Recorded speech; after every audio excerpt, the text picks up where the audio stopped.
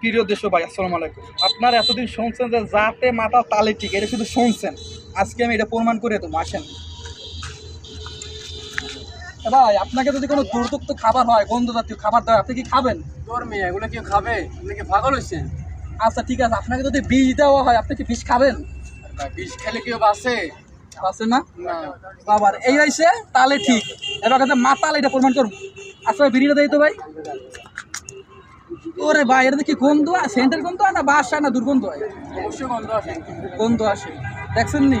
আরে গন্ধযুক্ত খাবার দিলে খাইবেন, কিন্তু এটা কিন্তু দুর্গন্ধ, এটা ঠিকই খায়। আচ্ছা এটা প্যাকেটটা দেই তো। ধূমপানের কারণে মানুষের মৃত্যু ঘটে।